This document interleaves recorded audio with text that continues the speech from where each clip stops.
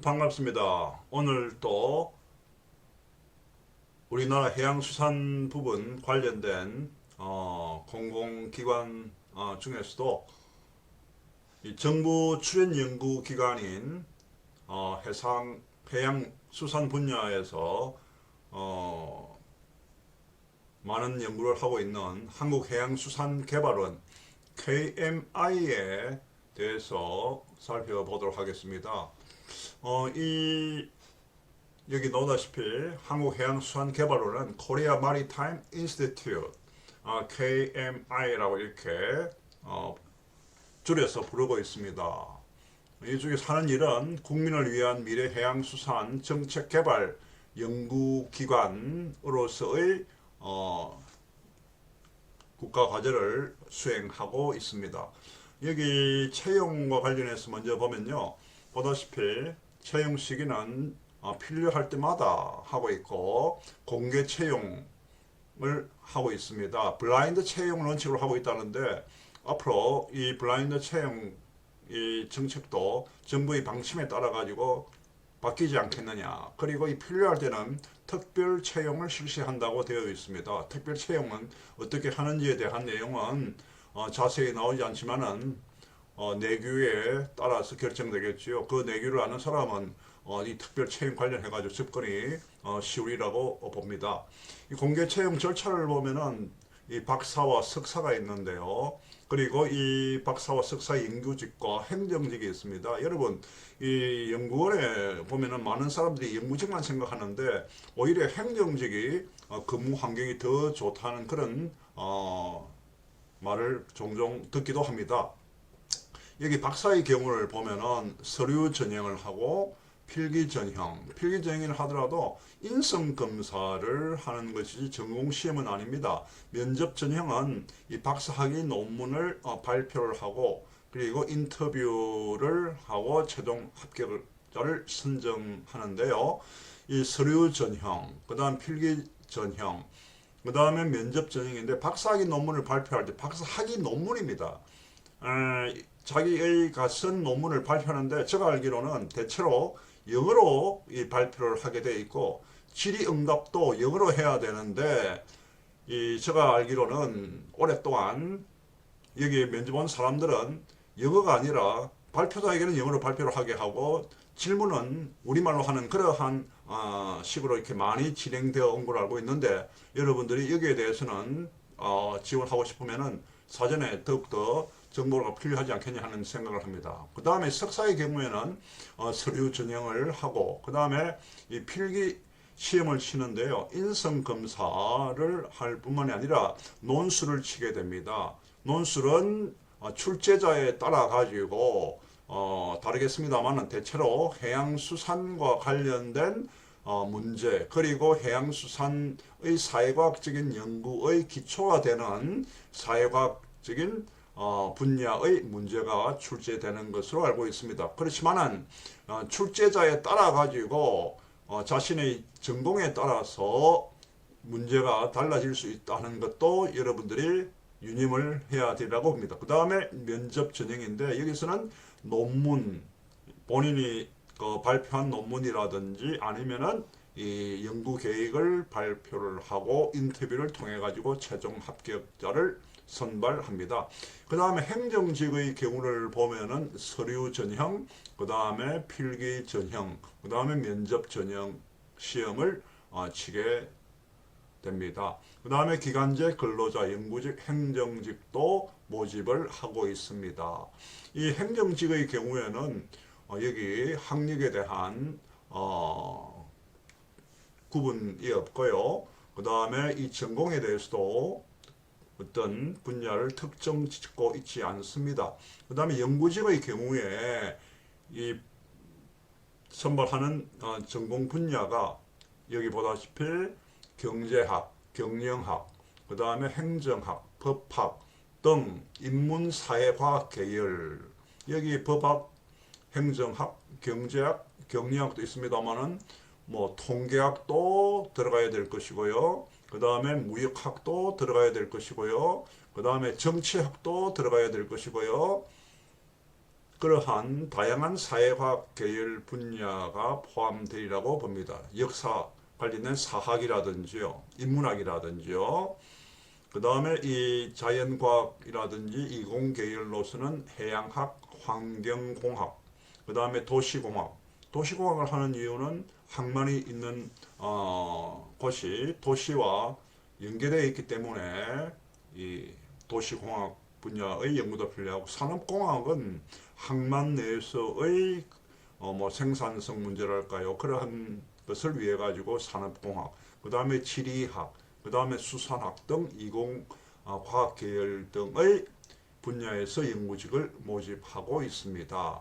근데 제가 볼 때 이 분야에 관심 있는 사람들은 대체로 바다와 관련된 대학을 졸업한 사람들이 생각을 하고 있지만은, 일반 바다와 관련 없는 이런 특성화 대학이 아니더라도 일반 대학에서 경제학, 경영학을 한 사람이 해양수산 분야의 석사, 박사학위 논문을 쓰면은 이쪽에 지원을 하는 것이 유리하다고 생각이 듭니다.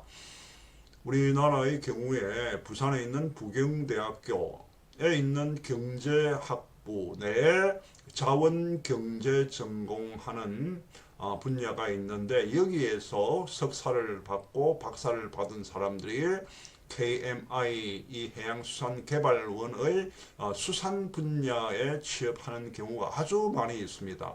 그래서 일반 대학에서 경제학을 전공을 한 사람이 KMI라고 하는 이 연구기관에서 일을 하고 싶으면은, 그리고 이 연구기관은 우리 국무조정실 산하의 경제인문사회연구회 그 산하에 있는 20여 개의 국책연구기관 중에서도 부산에 있는 이 국책연구기관이기 때문에 아주 정주 환경도 좋고 연구 환경도 좋습니다.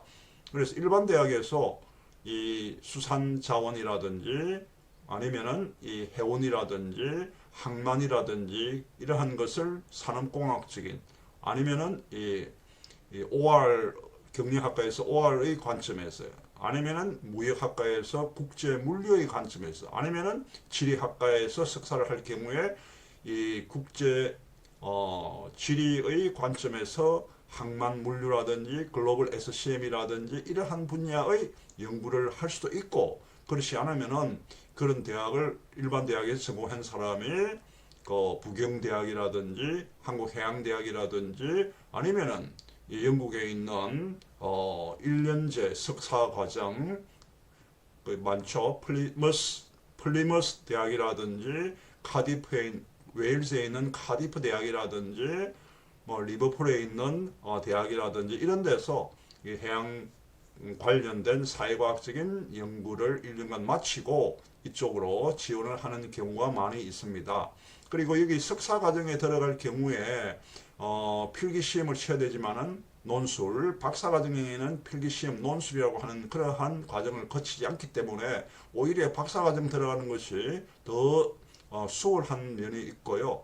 그리고 이 석사로 들어갔다가 자기가 그 과정 일을 하는 과정에서 박사과정에 진학을 할 경우보다도 박사를 마치고 들어가는 경우에 훨씬 더 연봉이 많은 그러한 경우를 많이 봐왔으니까 박사로 들어가는 것을 권유를 드리고, 그렇지 않은 경우에 석사를 마치고 들어갈 수도 아주 근무 여건이 좋고 연구 환경도 좋은 그러한 곳이라고 생각이 듭니다. 그래서 여러분들이 이 KMI라든지 이런 해양수산 분야에 관심 있는 사람들은 이 연구원에 들어가려면은 그냥 석사 학위가 없으면은 행정직을 한번 고려해 볼 수가 있고요. 그 석사, 박사가 있으면은 이러한 연구직으로 이렇게 지원을 해 볼 수가 있습니다. 이 연구원의 위치는 부산 영도 한국해양대학과 태종대 중간쯤에 자리를 하고 있습니다. 그러면은 이 연구원의 뭡니까 이 조직도를 한번 보도록 하겠습니다. 여기 보다시피 경제전략연구, 그 다음에 해양연구, 수산연구, 해운연구, 항만연구, 물류회사 산업연구, 수산정책연구, 어촌연구, 그 다음에 여기 기획조정, 경영지원, 대협력 이런 부서가 있는데 요 밑에 있는 이쪽은 행정직에 해당되는 것이고요.